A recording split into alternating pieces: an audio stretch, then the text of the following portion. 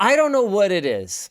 Okay, is it bad luck? Is it my complete inability to do any kind of due diligence? Yes. But I have managed to go, what am I, like 4 for 4, choosing extremely polarizing figures to do collab builds for.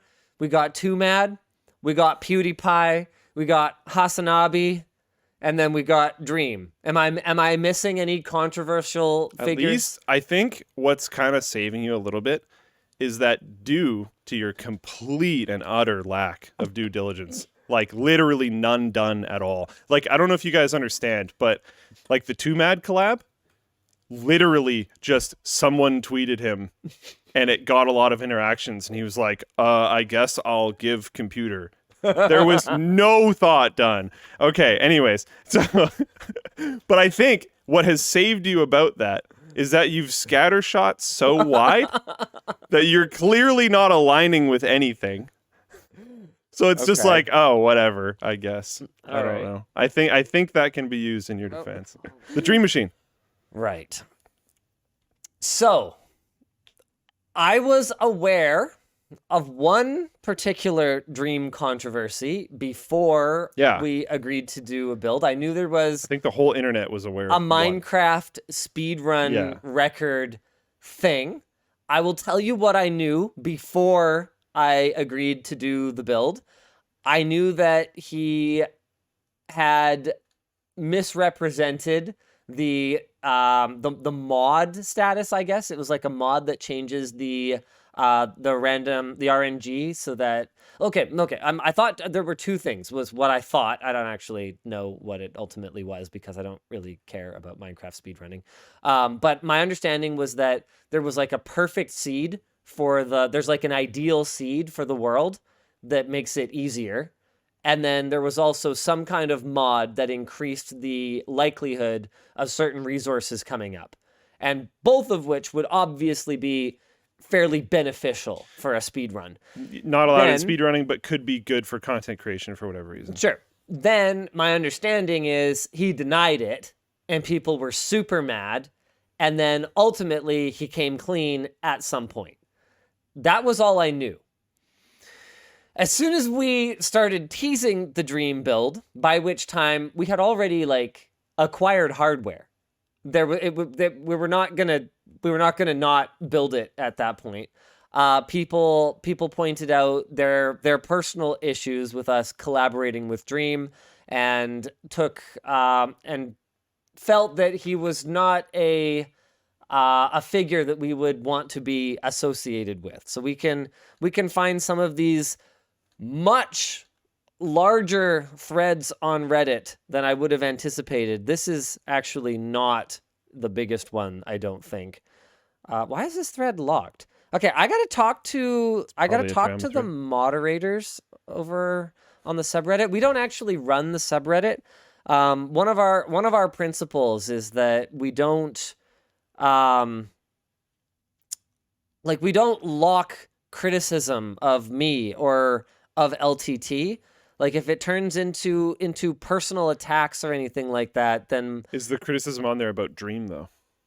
Because we have in the past protected criticism of other people and other creators, just not us. Well... That's how we do the forum. Everything that I read here was pretty, objective. Oh, okay, never mind. There's a reason given. Locking because y'all can't behave. Okay, all right. So fair enough. There might be a bunch of moderated comments you can't see. Yeah, that's fair enough. Okay, so this was what ultimately spurred me to talk about it on the WAN show. We've got Conrad in the chat saying it was pretty spicy. Got it. Okay, because I didn't. I actually wasn't intending to address this on the WAN show at all, because from my point of view, it had more dislikes than a typical LTT video, but it actually wasn't that far off of. In fact, I think it has a better like-dislike ratio than the 2Mad collab. Like it wasn't even that crazy brutal or anything like that in terms of the like-dislike ratio. Here, let's go find the 2Mad one. I'll show you guys my dashboard here. Let's check out my dashboard. This ultimately generated net new subscribers, which is good. In terms of engagement, it generated... Oh, wow. Whoa! This one started out so bad in terms of like-dislike ratio and then became almost channel average. That is crazy. Okay, this is so annoying. It used to be that you could just take a little bar down here and you could just drag a thing and you could select a new time period so you could go look back at like the first week of it really easily. But now YouTube, in their infinite wisdom, has you key in values instead, because that's definitely faster. Thank you for this new, much better dashboard, YouTube, that I love so much. This is really fast. Cool. Appreciate you. Oh, okay. Wow. It really wasn't as bad as I remembered. Maybe I'm just looking at the wrong date range. Man, either that or my memory is just absolute trash. And everything that... Oh my... Okay. This drives me crazy. You guys saw what I did there. I typed a 1 when I had my cursor in the middle of the thing. Okay. What did I do? I can't remember what I did. The point is that was stupid. 2020. Okay. I hate this interface so much. It makes me not want to look at my stats. It's such a pain in the butt. You click on it, and you got to go, okay, 9, and then, I don't know, let's go 20. What was the first day like? Okay, let's look. Yeah, it was only 90. Yeah, it was 95%. That's actually not that bad. Okay, so that apparently was not nearly as bad as the Dream Machine. Let's bring up the Dream Machine. Okay, so here it is, guys. Net 500 subscribers. It's an interesting thing to see people speculate about how many people are going to unsubscribe because they did this or whatever else. Subscriptions are not really a measure of almost anything anymore. They've become almost irrelevant on the platform. Yeah. Like, it's definitely good to have subscribers, but it's just one of many signals that Google takes and then uses to recommend content to you.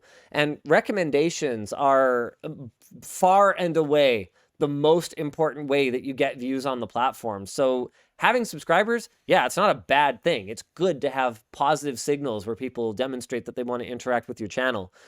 But it is not what it used to be. But either way, clearly there wasn't a mass exodus of people due to this video. And then in terms of like-dislike ratio, it's at about 90%, which is far from our worst. So about 7 more people out of 100 clicked dislike instead of like on this video. And then what was really interesting to me was the reason that most people who were upvoting this thought that I had done the video was for the money. His response will basically be dancing around the idea of we did it for the money. But like, that's actually not the reason at all. It was sponsored by Kioxia, but we could have sold them anything. We just were already doing it. And a really standard content piece for a long time has been providing creators of service. Yeah, like I Did we start with the Sevidus collab? Was that the first one? I believe that might have been the first one. Yeah. And we've been kind of you have been kind of going for it. Yeah, so we've collabed with Austin, Justine, Marquez, and then Smarter Every Day. Smarter Every Day. Yeah, we've done a fair number of these. And the funny thing about it is, I think as soon as we went outside of pure tech collaborations, I started to get messages from people who objected to us. Like, I feel like maybe there's more of an emotional element to things outside of tech. Like, the tech community overall seems to keep its nose pretty clean. Very chill. Yeah. Like, we've talked about this on WAM before, but there's very little drama amongst tech YouTubers, I find. Yeah. Everybody's kind of got each other's back. It's generally pretty good. So I don't know. I don't know what to say about it other than, hey, thank you for letting us know how you guys feel about it. I'm not going to give a take on it other than to just tell you guys the simple truth is that big creator asked for an intro through someone that I knew, needed a server setup that I knew we were qualified to help with in a way that I thought they were probably going to get pretty screwed if they went with a standard like networking contractor. For sure. I got not just for, well, okay, yes, for sure, for real, for sure. I would Dream think so. definitely overpaid for aspects of this build out that we weren't involved in. But it was one of those things that I looked at and went like, we can't do everything. So the parts that we're doing, I know he's getting a really great deal on because we got a lot of it provided. And even what wasn't provided was done through partners that we know are not going to overcharge for things. We know the setup is exactly what he asked for better or for worse. Is it overkill? Yes, but that was what he wanted. So fine. Okay. So that was ultimately why we did it. We did it because they reached out and we thought we could do a really great job of a sick content creation setup because we know our stuff. We've actually settled on a build very similar to what he has for ourselves. That was it. Riley and Anthony, though, both put in takes on this. So, and interesting enough, there was one. I'll jump into that in a second. But someone pointed out that the like to dislike ratio on the Dream server on Flowplane was way worse than the like to dislike ratio of the Dream server on YouTube. That is not unusual. Yeah. When we do something where the community, by and large, when we do something where it's a funny thing, the really dialed in viewers, who I feel have more of an emotional connection to our brand and to our personalities and to our content, tend to take it far more personally when we do something that disappoints them. And honestly, makes sense. It's really valuable. Yeah, that too. You guys are a huge part of the North Star that I think keeps us on the right course. And just because we weren't going to change the plan for this one after the initial tweet, like where the server was built on this one, doesn't mean that we're not taking that feedback really seriously and we're not going to try to do better. That's ultimately really, really, really important to us and will continue to be important to us as we build out labs and as we build out additional channels and as we continue to grow, because we're getting to the point where, man, like our corporate culture, what even is it? It's not just me and people I think are cool hanging out and making tech videos anymore. Like we're up to almost 80 people now, including Floatplane. That's a lot. Which I don't even interact with some of them on a weekly basis. I don't even interact with some of the people who work here on a monthly basis. And it's not because I'm just like hiding in my ivory tower, hiding in my corner office. I can't. If I talk to, here, let's bring of up the Floatplane people have probably been a few years at this point. Calculator. Here we go.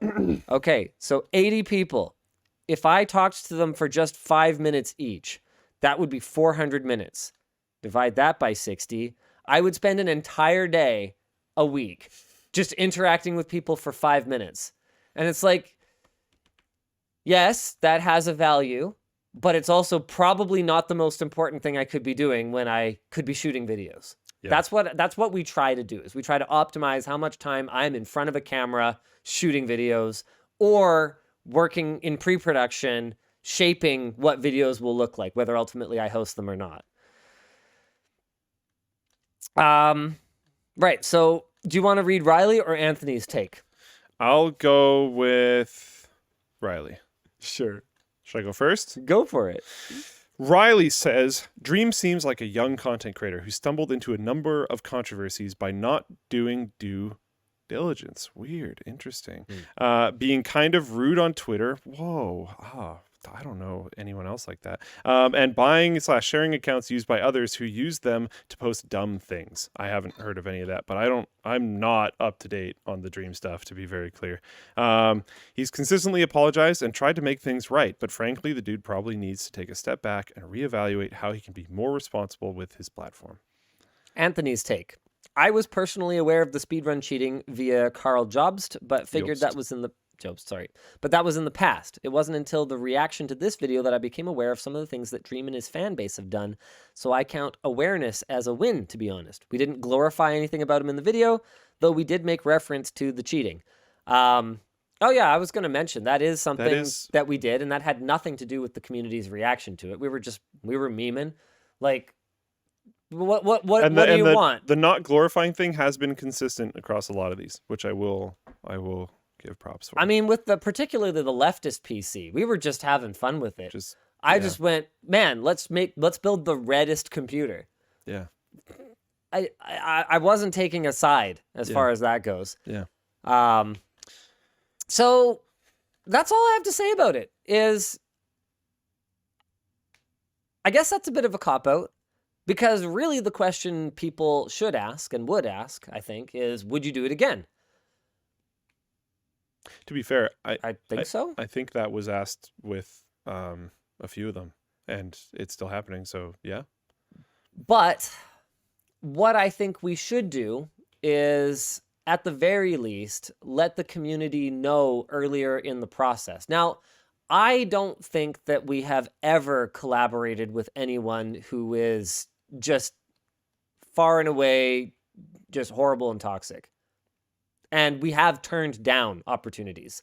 We have turned down large content creators where we just went, I'm sorry, your compass is askew. We actually do not want there to be any perceived public alliance here. But I'm never going to take someone who made mistakes and crucify them for that, if that makes sense. Yeah. Cool. Sam Hyde collab officially confirmed. To be frank, though, one thing that I haven't done a ton of research into is the allegations that Dream has weaponized his fan base, because that's something that is not cool. But as someone who has been accused of doing that before, I know that it's not always sus. Black and white. Yeah. Yeah. I've also seen other creators accused of that when it's like super obvious that isn't what happened. Like, their fan base might be doing something that's bad, right? But there's been situations where it's pretty obvious that the creator did not put them up to that. Now, creators' responsibility in that regard has kind of changed over the years, because now that people have witnessed this stuff happening a lot, I think a lot of people are going, oh, okay, I have to almost like actively tell people not to do this ahead of time. Yeah. Which was not something that I think creators knew back then. So now that's something that is like happening. Which Snizzard is over good, on I guess. Floatplane says, tweeting about how much he likes when people delete their Twitter accounts after he goes after them makes his apologies kind of hollow. I'd say that's pretty toxic.